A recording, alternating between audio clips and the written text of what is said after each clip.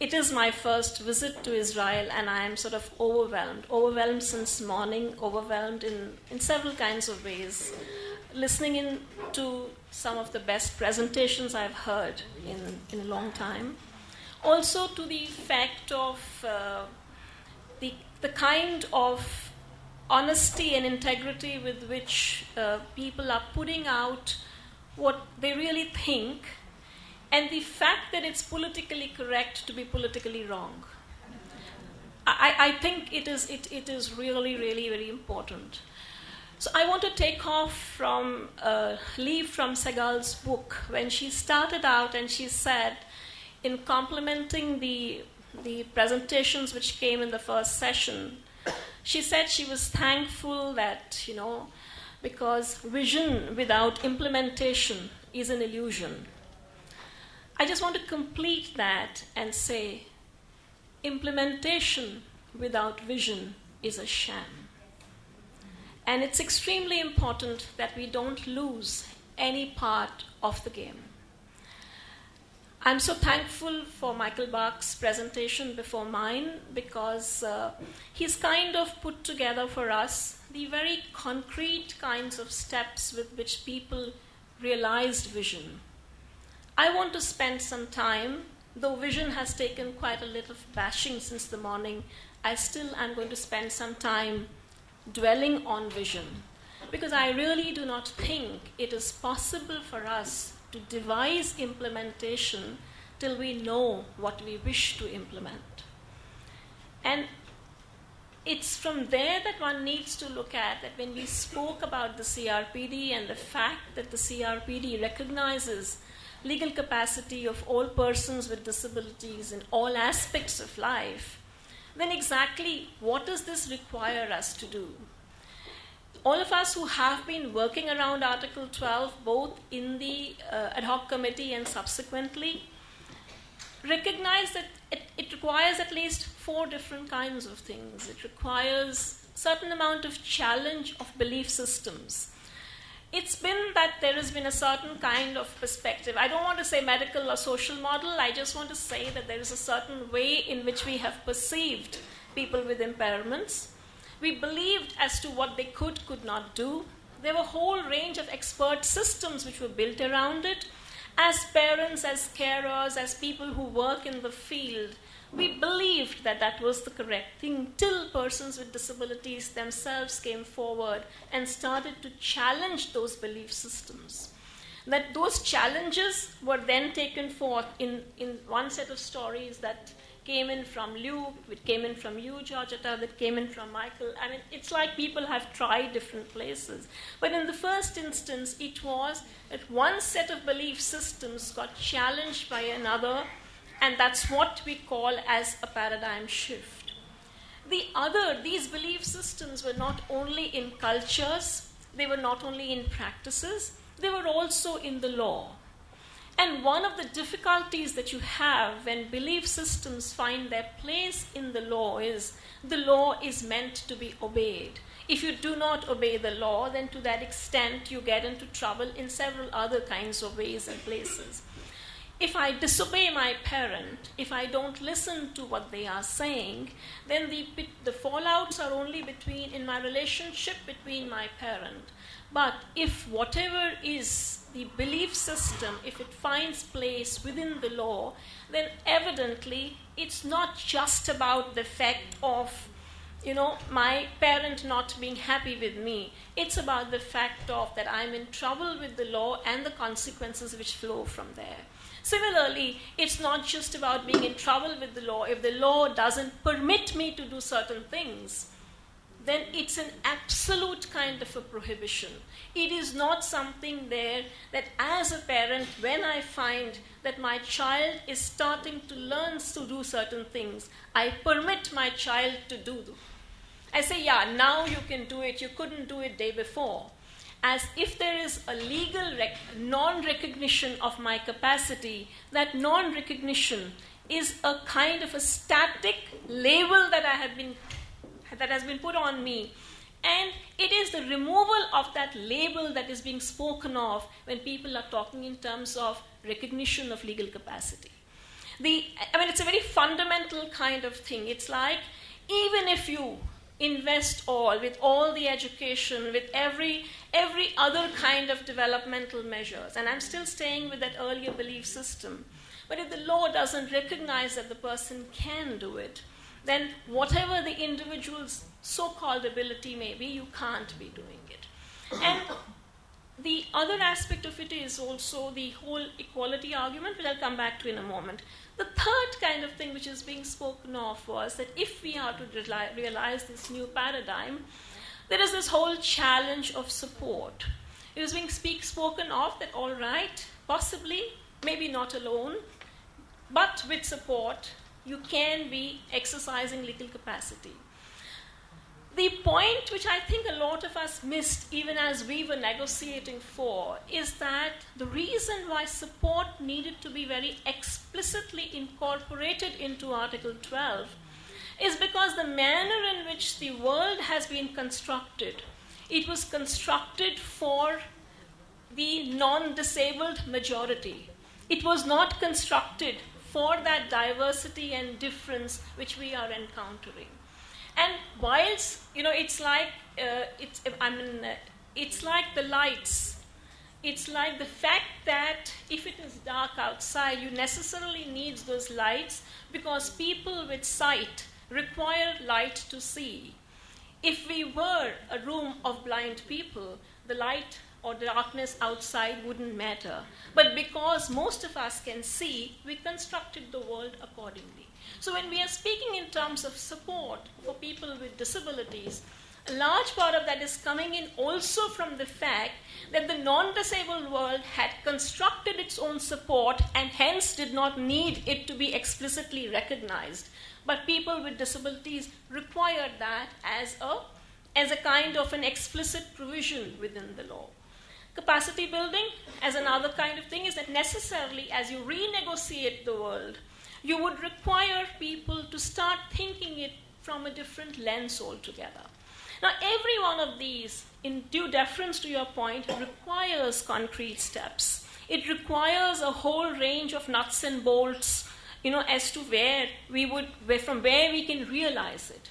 But those nuts and bolts will be constructed on the strength of the vision you have. If the vision is not going to be explicitly and understood as, and that's where I would go back and say that capacity always has been, not just in law but in reality, presumptions. We presume, and on that presumption we build. We speak in terms of potential. We firstly need to recognize that potential exists. Only then would we do the rest that follows. I think a large part of what we need to worry about when we're talking about legal capacity and support is to recognize that if all people have to be included, and if all people have to be part of a community, if you have to have quality of life, that was the other term that was used in the morning, if it has to be a worthwhile experience for you, then your voice must count. Your voice must be heard. And it's basically universal legal capacity. That's the premise on which the entire Article 12 thing has been constructed. If that is the case, then exactly, is support something which is peculiarly and only required by people with disabilities? Or is support something which is required by all humans? And it is this myth of the independent, autonomous being, which, in my opinion, as a feminist theorist or a believer, or whatever you would say, is a very patriarchal myth. It's a myth which kind of could work because a large part of the support didn't need to be extended by the so-called independent, autonomous man. It had to be extended by other people, and the one who had to extend it, necessarily, it kind of got invisibilized. Let's say that is the way I see it. So if we recognize the fact that all humans require support, and we need to build for an interdependent world, my other kind of, you can say it as a vision statement, or you could say it's my sort of premise or proposition I would want to put to all of you is that we need to be constructing support also in universal terms. It's only if we construct support as something which is needed for all, it's only then, otherwise, the danger that is, and the danger is that if you do not construct support in that manner, what we may land up doing is, and I would put out here at least 4 things, and in different parts of the world, including my own country, that's the kind of thing which will end up happening. One is, you would use support instead of guardianship. Instead of saying substitution, instead of saying someone else will stand up for you, you would say so-and-so is your support person. So all that we would be doing at the end of the day is altering terminology. Instead of calling somebody a guardian, you'll call that person a support person, and you will feel you're home and dry. You've implemented, that's it. The other kind of thing that could be happening is, is happening, is to start seeing support as a right, as an entitlement. If you say it's a right as an entitlement, then the next thing that you'll ask, who is entitled to it and who is not? Who needs it, who does not? You're going to and then the entire business of it is a right, hence it shall be given to you whether you want it or not.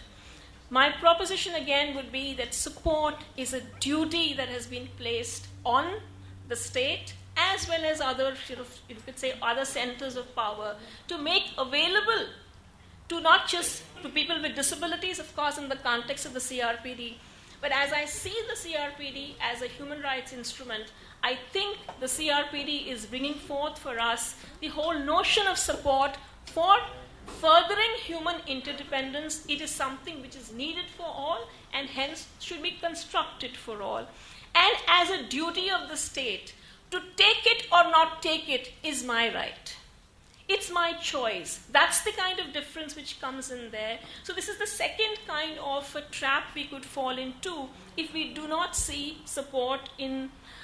The other kind of thing is, the third sort of is, and I think it came in also from the people from the ministry and, the whole business of support being a very resource-intensive kind of thing.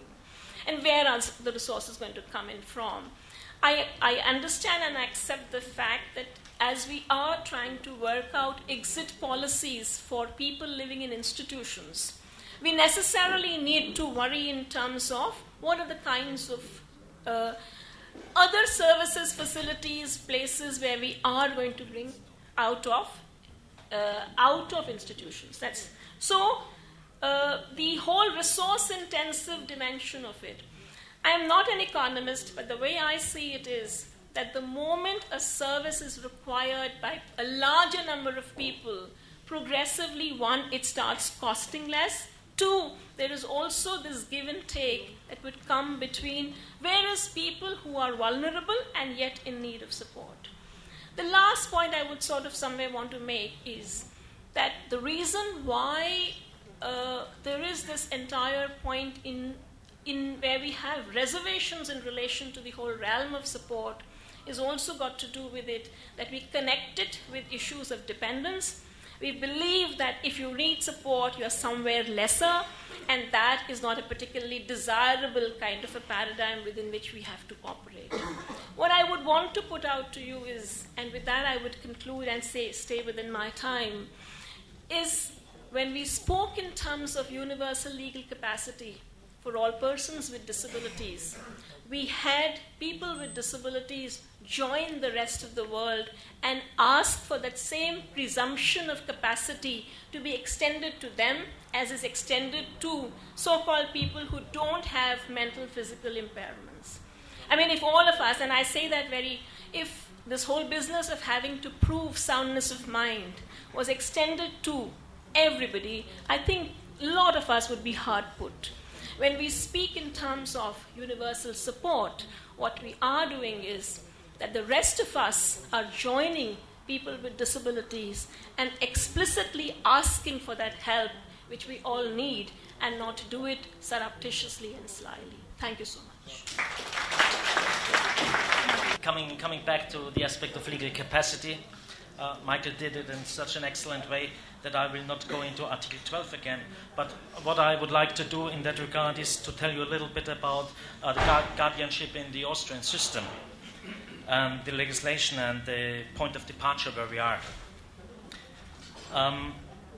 We made a national action plan that is also due to the consequences of the CRPD, and we also made an English version. It's the concept is that here the national strategy of the government for disability issues are inside for the next 10 years. And the idea is to develop a long-term objectives and measures. And from the structure, it's divided in 8 chapters in the areas of life, and it's always a point of departure, and then there are measures and objectives.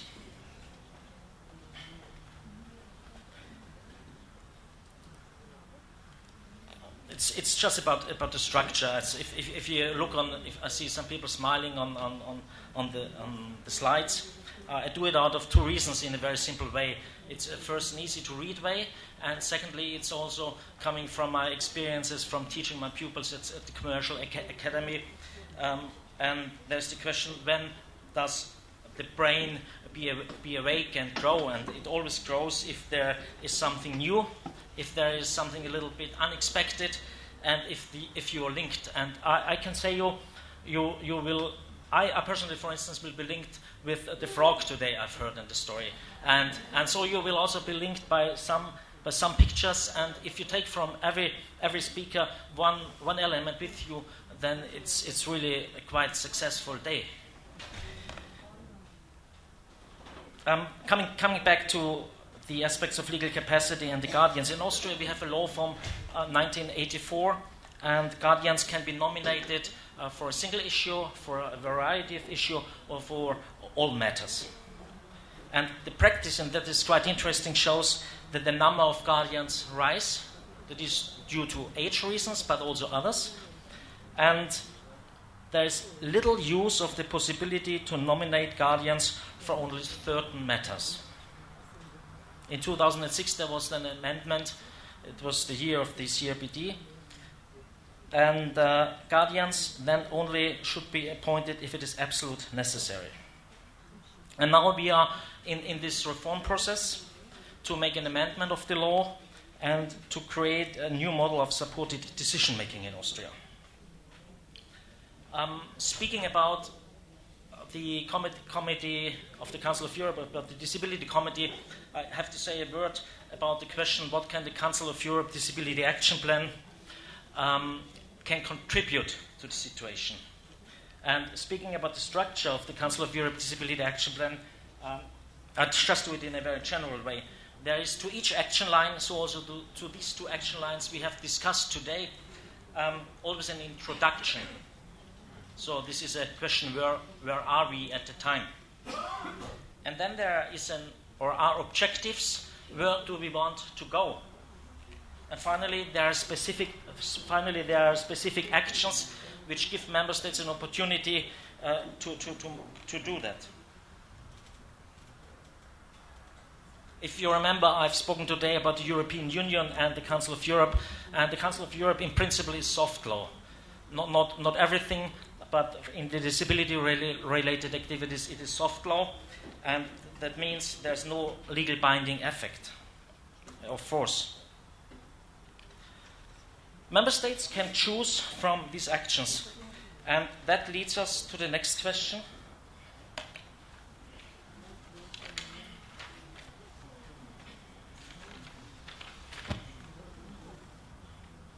Maybe you know this symbol. If you're in a situation, you can say, yeah, you can only criticize it, or you can also say, yeah, there is something which is well done. And I'm not in the capacity to look how member states of the Council of Europe fulfill their duties. But what I would like to do is to refer to 2 issues. The country reports I've mentioned from the Commission of Human Rights. He goes to the countries and looks on the situations and then gives a report. And the second is what Israel is maybe more important, as you are just an observer to the Council of Europe, about the CRPD and the examinations of the national policy, where you also will be examined in Geneva, as Austria was before. And so you will also get these UN concluding observations. We have spoken today a lot about the paradigm shift. And the paradigm shift, this has nothing to do with disability issues. I just would like to give it you as a picture, which is not necessary, by the way, but it shows that something which was not so important before, if you look on the colors, before the blue color was the most important, and then the green color is something, and that is from the question of looking on our planet, is only the economy and the finances of importance, or do we also have to look on the planet and so on?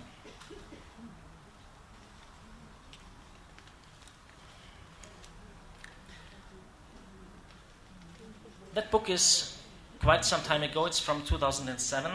It's a UN handbook for parliamentarians in relation to the CRPD. And it has, in our relations, some importance, because there is a sentence from a researcher from Argentine where she speaks about charity and human rights. And as it is from 2007, you can say it's quite some time ago, but you also can say you can compare it with your actual situation in Israel and to ask where do you stand at the time. In 2007, Maria Veronica Reiner quotes, and she refers that to Argentine, and she says, in our communities, disability is seen as a charity issue.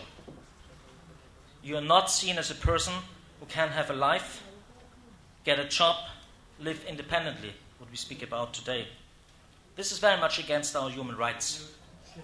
There's a huge need of awareness work in our countries.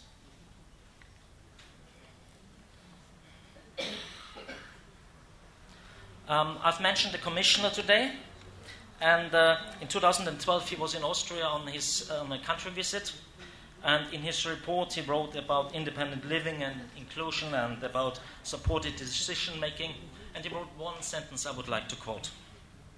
He, the commissioner, welcomes that the Austrian Minister of Justice has announced a pilot project for supported decision making, and that's exactly what we speak about today. And so I would like to give you some information on this pilot project on decision making. First, the Minister of Justice thought we have to make something absolute new. We have to elaborate new structures of supported decision-finding models. And in the discussion, they then decided to go a different way. They said, let's have a look what we already have and how we can use it. And with regard to the question how this supported decision model works, usually a judge got a request for a guardianship and then he or she decided. Now, the judge doesn't decide at that time, but the judge sends the case to a clearing body. And the clearing body gets in touch with the person concerned and the family and all the persons as we have spoken today and comes to a solution. And then he gives this report to the judge, and the judge makes the decision in principle up to these findings. And in 85%, the judge follows the findings of this clearing body.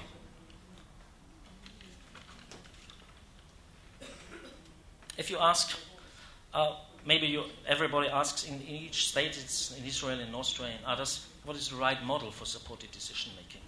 And we have discussed today a lot, and there is not the way. There is not the one solution.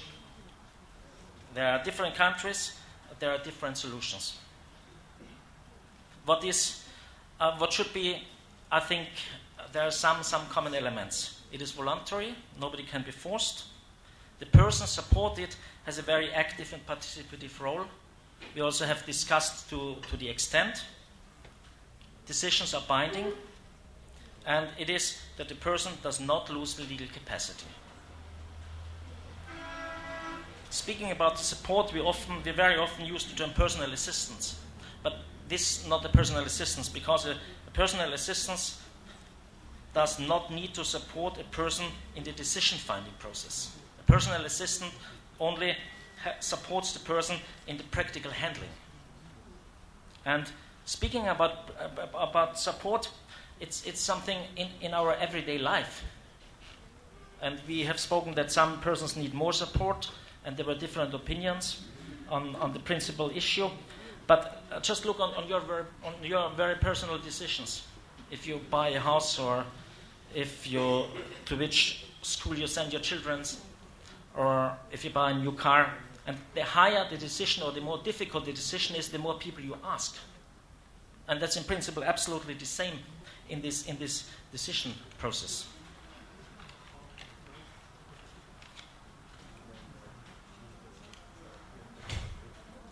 From the international perspective, I would like to come to the point that all these measures, for instance, now with regard to Austria, are also a consequence of the spirit and influence of international documents. Because in speaking about the CRPD, very few people thought from the beginning that the CRPD would have that consequences it has today. And I also believe even in the civil society. And that is the principal shift.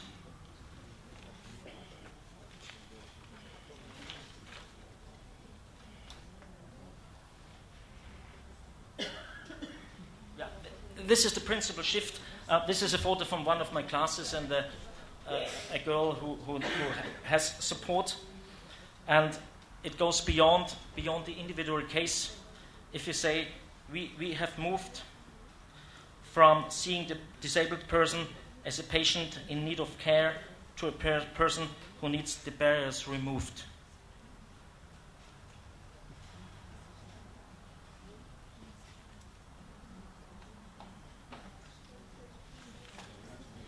I remember speaking on a conference in Norway. It was about the Ministers for Justice of the Council of Europe, and it was about titled Breaking the Silence. It was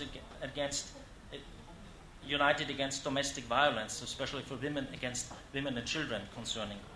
And the main message of this conference was, wherever human rights and dignity are respected, there exists less violence and abuse. And the Secretary General said something very, very, very similar at the beginning of April.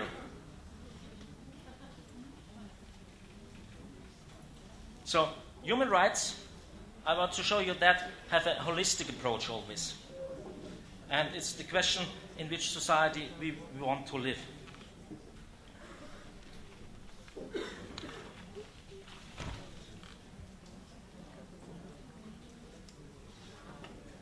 That I want to say you. That is important for me. We have been for my class at two MPs in the Parliament, and we always read a part of that paper. This is it's titled Compilation of Examples of Life Experiences of People with Disabilities, and there are some politicians from some countries of the Council of Europe who write they call them their life stories, and that's really moving, and this is a good paper.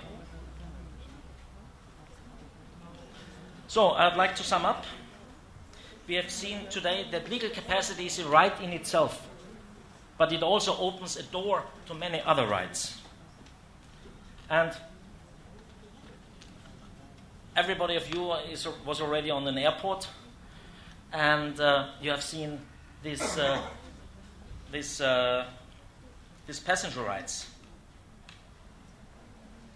And I say, these posters, this concerning the passenger rights. And you ask me, what have passenger rights to do with our subject here? And I do say, as a final stage here, human rights have to have the same visibility as you see the passenger rights on the airports. And the second is, and knowing these rights is a precondition to understand the approach we discussed today. So, thank you very much for your attention.